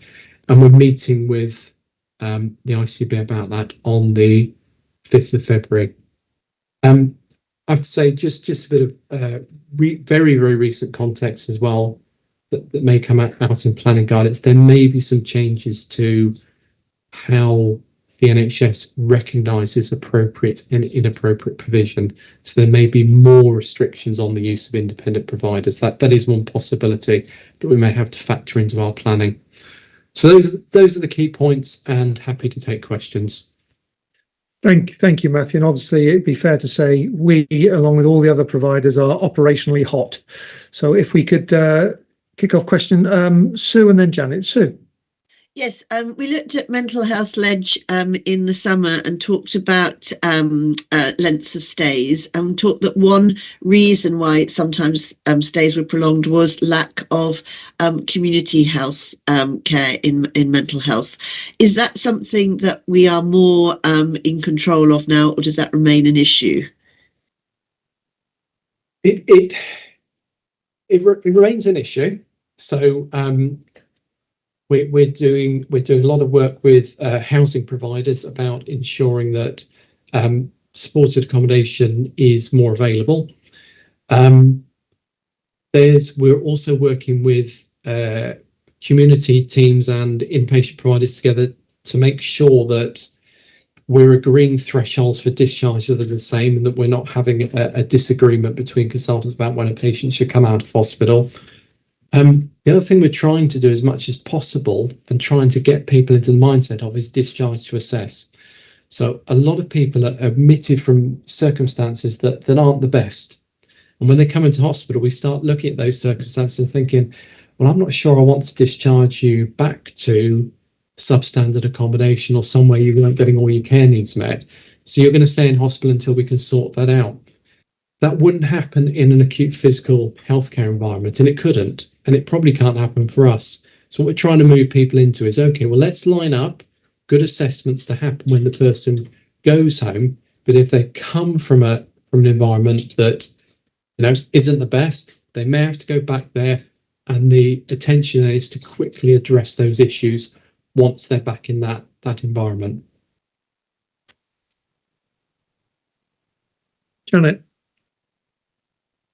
Yeah, thank you. I wanted to ask a question about the out-of-area placements, because I don't think I'd fully appreciated that they could. In my head, I always thought they were geographically remote, and that was the issue around maybe some of the outcomes for the patients that we heard about earlier. So it seems to me there are two issues here, aren't there? I think I heard you say that they didn't have to be geographically remote. They could be places where we haven't maybe got quality assurance in place.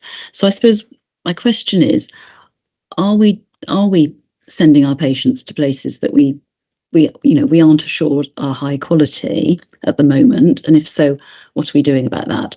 And then the second question is about, if we are going to accredit a single local provider, how local is that local? Is it on our patch, or is it going to be a long way away? Sorry, that's a bit of a complicated question, but I'm struggling to get my head around it.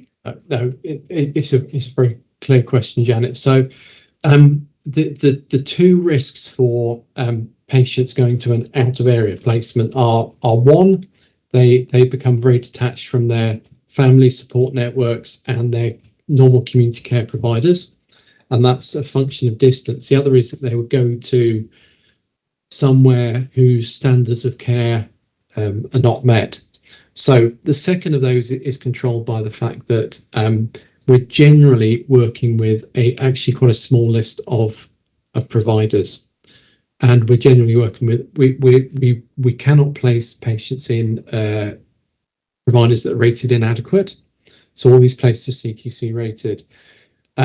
So there's that control there, but there's not as much control as we'd like, and this is where the idea of accreditation comes in.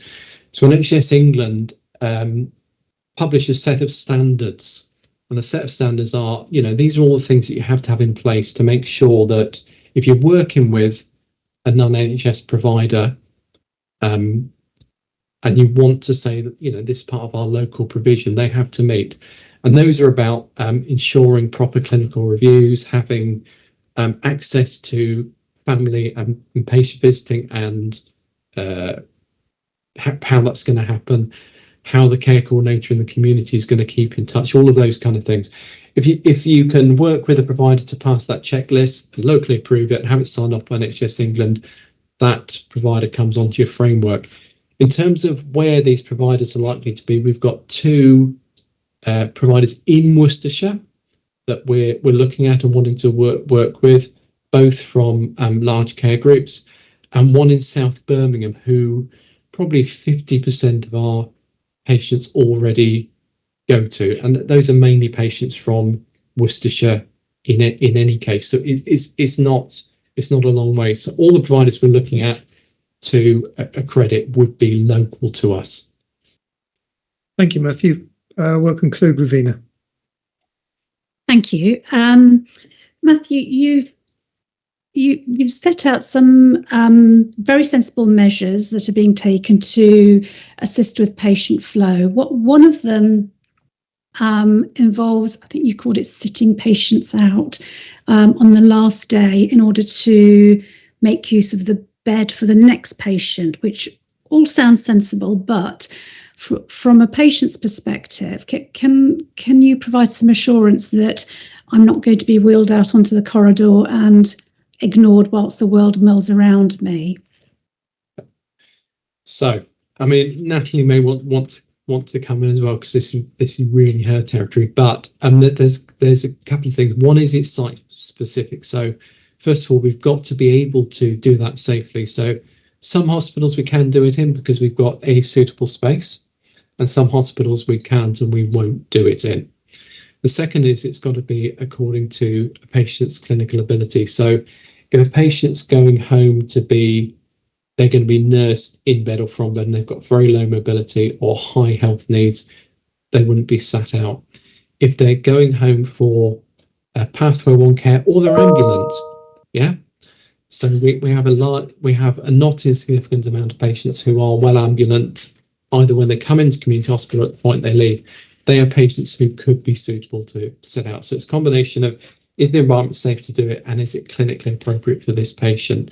The time of sitting out is really limited. So what we're looking to do is what we call golden discharges. So we're signalling to the acute hospital, look, these are patients who you can send to us very early in the morning, because we're already going to have the patient who's waiting for their transport home out of their bed. We're going to clean the area down, so you can send a patient along earlier in the day rather than later in the day. So that's how we're working it through. Thank you, Veena. Thank you, Matthew. That's a nice segue to something I was going to ask for you to bring next time, Matthew, in your report, in that Veena rightly raises the care of our patients, but of course, by moving that patient, there are, for want of a better term, a pipeline of patients behind her that carry risk all the way through to perhaps the person waiting for the ambulance. And there's the risk with all those patients. We've normalised, because I believe it's been very successful, our urgent community response, where we are preventing many hundreds of responses and therefore admissions and conveyances to hospital. And because we do that and it's business as normal now, it tends to be a bit forgotten, to be honest. Can I ask you next time round, can you make sure in your operational report you brief us on how that is doing, because it's an important function of preventing ambulance conveyances to the front door. That'd be useful for us to be refreshed on that one, Matthew. Yep. Thank you. Thank you. Sue. Yes, I endorse what you just said there about the urgent community response, and also, of course, we need to be aware of the impact it has on other community health provision, because I know that's always the balance that people are operating. So it'd be really good to be cited on that. That's exactly right, Sue. Thank you. Because it's always a balance of risk, and of course, if our neighbourhood teams are responding to urgent community response, maybe some standard appointments may be dropped to facilitate that, and so there's always a knock on to these things. And Matthew, if you could give us a rebriefing next time around, thank you. Okay, thank you for the report, and also, as you rightly done, is remind us how hot the operational system is, both physical and mental and community health. It's unrelenting, and our staff are at the front line of that. And with that, we move to, so we can note that report and move to Scott and his standard quick update on improvement plan. Scott. Fabulous, thank you, Mark. I will take the paper as read. I just want to pull out a couple of key points. First of all, obviously cross-referencing with colleagues and just referencing the work Jill has done around risk and how this makes significant improvement over the last few months. And I think that the concept of standing this down as a dedicated work stream is the right one. So just putting out a couple of the bits and pieces here. So we've had the National Staff Survey. We're not allowed to talk about the results until the embargo is lifted. But in terms of process, we are working behind the scenes with all of the clinical and operational SDUs and also corporate teams to produce response plans. The initial plans will be worked up with staff by the time the data is released, and that will then facilitate further discussion with teams about have we got the right response in place. But the idea is these really granular, but on 3 or 4 actions which really make a difference to staff to continue the journey we're on. As per the report, we're making significant progress in terms of the support we're wrapping around our managers. So the Managing and Leading Together programme is in place. The Compassionate Inclusive Culture will continue to roll out through Laura Hill, who's the psychological lead in this space. Our resolution approach is picking up ahead of steam, so the policy will be ready for sign-off on time, and there are people going through mediation training. We're also actively engaging with the active bystander training organised through the ICS and the ICB. The point here is giving staff the skills and confidence to be able to intervene when they see something happening which isn't right, whether it be racism or some other form of discrimination, and that'll be part of the rollout plan over the coming year. The other focus area for the coming months is really around integrated governance. We now have meetings running top to bottom through the organisation. And as a reminder, this is about making sure that we have good oversight of the organisation, but also board is worrying about and hearing the same things that the staff are concerned about. So part of that is the risk, part of that is the CQC statements and quality statements. But also making sure that when there is escalation, action happens. To support the continued development here, there's an integrated governance guide that has been released, and we're now developing an integrated governance framework, which will give the specificity about the data points which need to be considered at each of the meetings at each level. We'll be investing in our Band 7s, who are the frontline team managers, and putting on away days so that those staff can really discuss how integrated governance is going and learn from each other as well as from other colleagues in the trust. Final thing, the board asked for 3 reviews into corporate services, the strategic approach to communications, performance and informatics, and also HR. Those reviews are all progressing well, with a view to sign off through committee during March. So yeah, those are the key points I'd draw out, Mark. Thank you, Scott. I know we're all relatively well cited on this through all our subcommittee work and general conversations. Does anybody have any questions, Sue? Are we not also doing an audit of space provision? Is that part of the improvement programme, or is that under another sort of auspice? I think it's under another auspice. I mean, obviously, it's a key part of the staff, so it's more alignment there rather than anything else at this stage. And you saw Denisha very quickly. It's under Denise's tenure, her area of work through estates and properties too. Vina. Thank you. A couple of questions, please, Scott. I really liked the way you've set out in figure 4 the impact of some of this training is having, sort of the pre and post module understanding with that module 1 training. I wonder whether we have similar data available in terms of the Kind Life training. What impact has that had? Yes, thank you, Vina. Yes, we do have that pre and post. There were 18 questions which we asked, ranging from understanding and dealing with microaggressions, understanding how to build a compassionate and inclusive culture, understanding how to deal with racism within our team. So they were all measures which related back to both staff feedback and also the CQC well-led audit. 15 of the 18 measures saw an improvement in confidence of anything between 5% and 31%. Perhaps what I'll do for the next People and Culture Committee is bring that together with all of the pre and post confidence for the managing and leading together programmes, so we can see it in one place. We will also use the same approach for the compassionate and inclusive culture.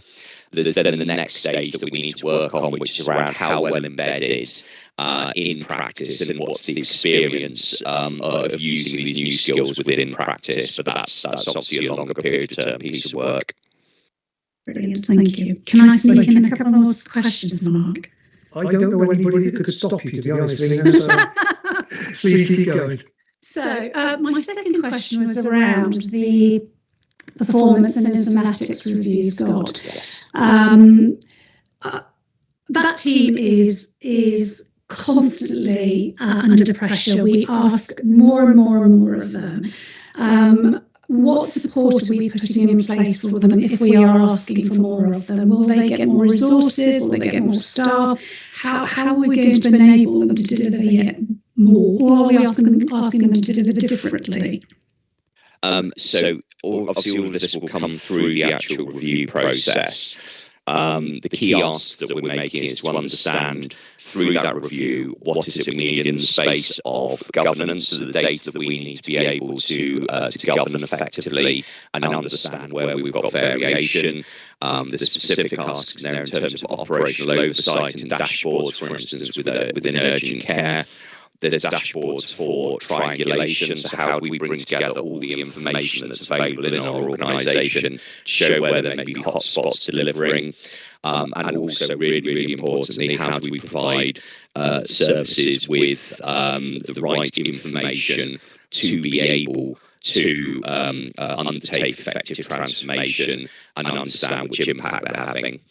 The team's done a fantastic job of going out there and looking at what other organisations do. Found some great examples down in Gloucester and Nottingham, and a couple of other organisations as well. Some of this will be about how we do things in that particular team. What's the training we give them? What's the different ways of working? I think we're starting to lean towards a business partner model, so we've got a person who's really embedded within each of the teams to make sure that they get what they need. This will all have to happen within an overall organisational resource, given the financial picture. However, there are a number of opportunities where there are individual posts sat around the clinical and operational teams who conduct part of this function, but for instance don't have access to the data warehouse. So there's a bit of a thought piece we need to do about is how best does that resource align, and what is the systems access they require. But overall, that model is coming together really well, and those are the key areas the board should really be seeing a bit of a step change in as after sign off and as implementation happens. Thank you. A last question. I see we have an assurance level of 4 at the moment for the improvement work. What are the specific actions and what impact do we need to see? And what are the timescales for getting to the next level? So to move to level 5, we really need to be seeing a sustained and positive impact. This is obviously we've got the National Staff Survey. results, that will then play into a conversation through People and Culture Committee, where we can discuss the level of assurance. We can look for alignment around where scores have improved and how they sit alongside the work we're doing. And I think that's probably part of the conversation.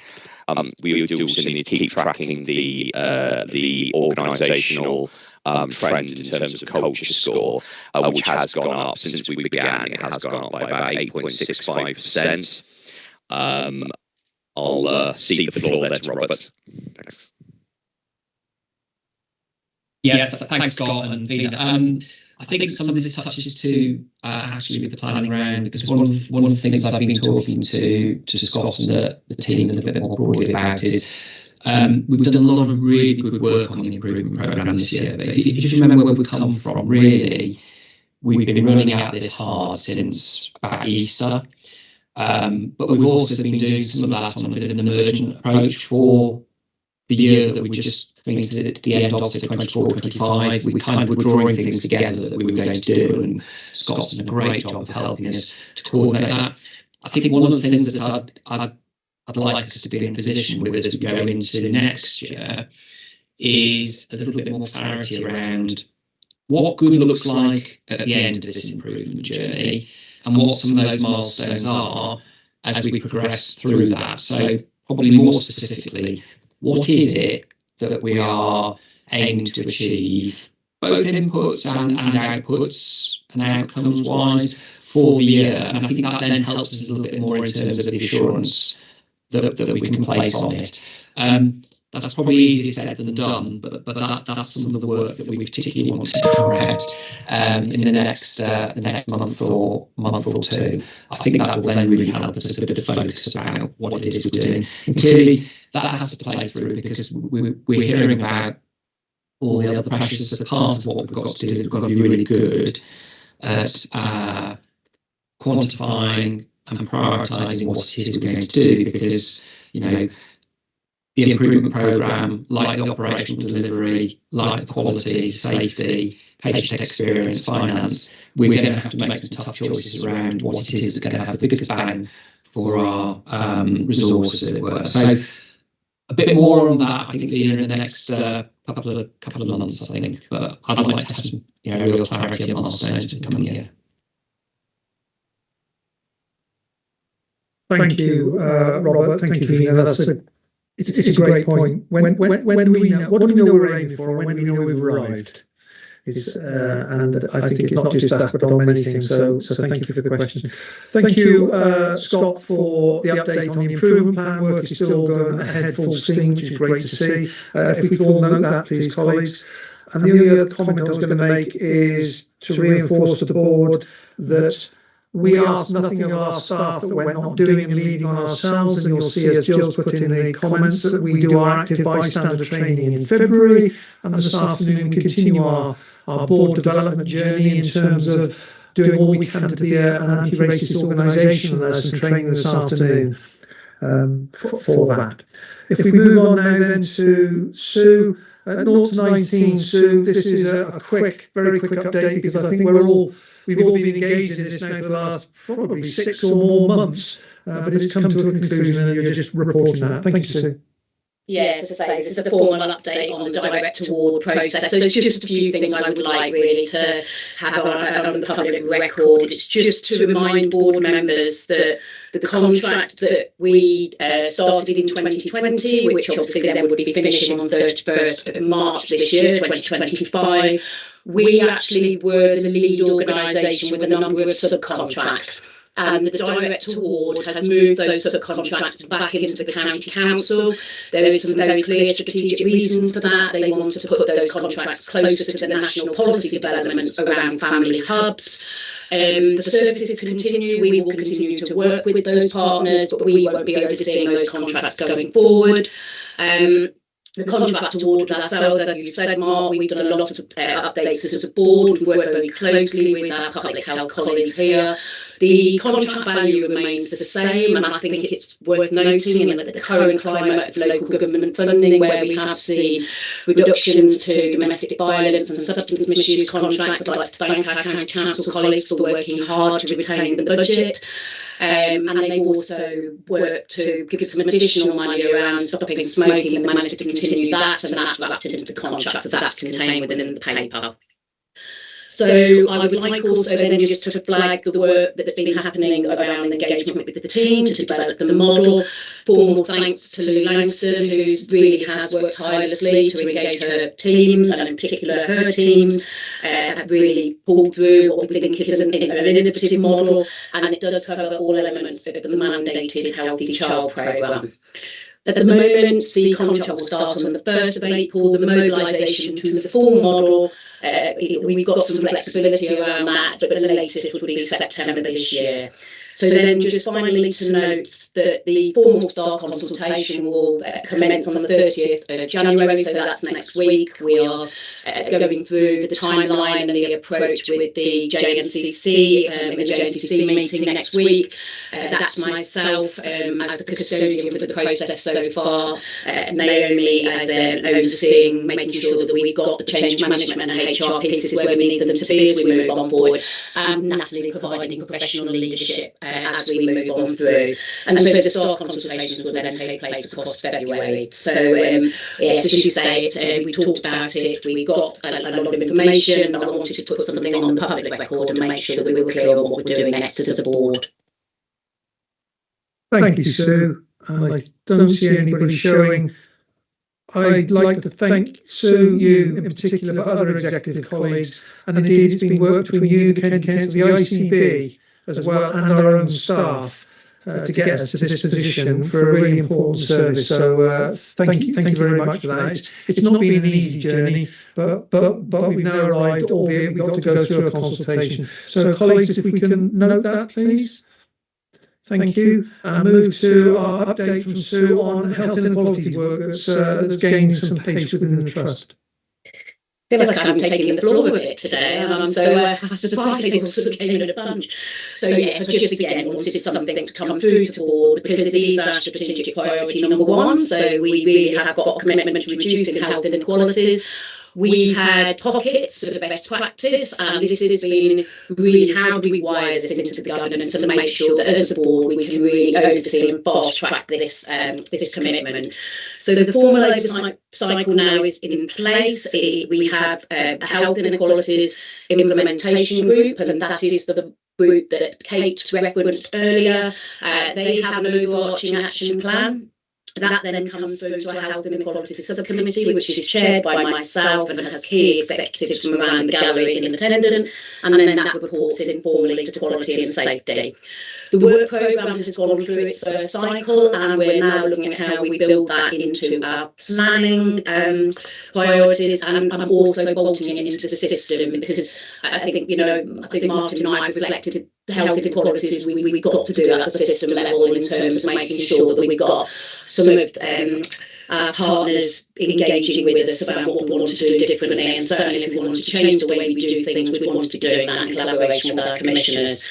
We've got some really good targeted work coming through around people living with severe and enduring mental illness. So that is a very stark health inequalities. Somebody with a diagnosis, let's say schizophrenia, will die 15 years before their peers, and the health check is a key component of driving that life expectancy up. So we know that we're very reliant on our partnerships with general practice for that, and we need really good data. And actually what's come through is we need more information about the experience of individuals in getting that health check. So we're doing some very detailed work, and then we're going to test and learn what did we learn? How would we do this differently? What did it take? And then that all goes into the cycle that I've just been talking about. Public Health have also supported us in Worcestershire about the lower super output areas, so those areas of higher deprivation but very, very local, and the urgent mental health use that's associated with those communities, and they're pulling through some data, and we're going through and thinking, what does that tell us? What could we do differently? And as you heard earlier, the other key focus at the moment is health literacy, and how do we pull through an action plan that then moves forward, and we can get assurance on what we heard this morning and making that reality, and doing that in a way that we know is going to be a big piece of work, but we've got to eat the elephant and start somewhere. So yeah, really exciting. I'm very passionate about this area, so it's great to see getting the prominence and coming more formally into the board. And talk about being really passionate about a certain area, Martin. Yeah, thank you. I think you'd be disappointed if I didn't ask a question. But actually, you covered it in terms of the severe and enduring mental illness, in terms of the wider partnership work. I just want to make sure that we are not missing out on the learning, the LD community as well as being very much, neither of which were in the report. And I have to say, of all the reports that we had in the papers today, this is the one where I had to actually reach for my acronym workbook to find out what some of the things meant that I should know, but didn't. So how will we judge how that movement of improvement in access to physical care for our cohort, our LD and SMI community really is getting traction? Because if we don't advocate for them, I don't think other people will in the system quite to the extent we should be. Yes, and I think it might be pertinent as well to ask John to come in, because both John and I are health inequalities ambassadors. John for learning disabilities, myself for mental health, and we did both do an update to the system recently, and it was very much looking at the spaces you just outlined, Martin. And what I could say for mental health was it triggered a very interesting conversation with some passionate GPs, and it highlighted some really interesting things for me. So, for example, the challenge of doing a physical health check to a young, healthy 18-year-old recently diagnosed with schizophrenia, who's sitting in front of you, probably looking very well and feeling fine. But if you don't get into the battle with them, making that meaningful, those are the group of individuals who will experience, really very poor health later on. So that engagement piece was what jumped out for me. So we've got Health Watch working with us in Herefordshire, wanting to go out and really understand how will we drive up that co-production piece that actually helps people understand the physical health component of living with a long-term mental illness. So we've got the target, though I would say I think it would be more ambitious than what is being set out nationally. We know LD is much higher again around compliance with health checks, and that's what we want to drive with. And we are using the work with public health, using the data, the traction we've got with general practice, commissioners around the table to think about, are there financial incentives we might need to move around to see what we can do more of and put some pace into that. John, did you want to quickly pick up on the LD presentation and the work you're doing? Yes, thank you, Sue. As Sue mentioned, I'm the Health Inequalities Ambassador for Learning Disabilities and Autism, and I represent the Learning Disability Autism Program Board at the HIP Board. With learning disabilities and autism, I think we are probably a bit more advanced in the planning around health inequalities and so forth for several years. So we have obviously been taking for the learning disability population. Our main driver is from the later reports. So what is the inequalities, health inequalities faced by our population, and why do individuals with learning disability die prematurely than the general population? So that's driven most of our health inequalities work from awareness raising to specific health interventions, including the bowel screening work that is happening right now. For the autism population, we are essentially incorporating what we're doing around health inequalities as part of the autism strategy, and looking at physical health and mental health and the inequalities around that.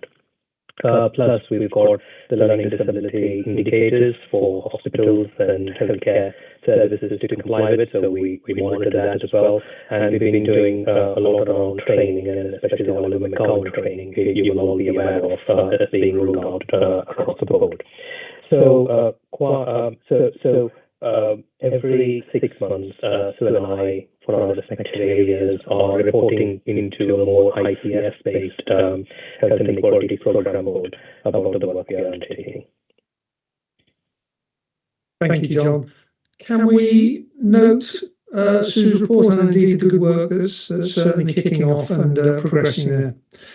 Colleagues, thank you. I propose to take a break now. I know, Naomi, you're probably teed up right to go straight into this, but I think we've been going now for just over 2 hours. So may I suggest we come back together at 11:15, take a 10-minute break, and then we'll probably pick up a bit of pace. So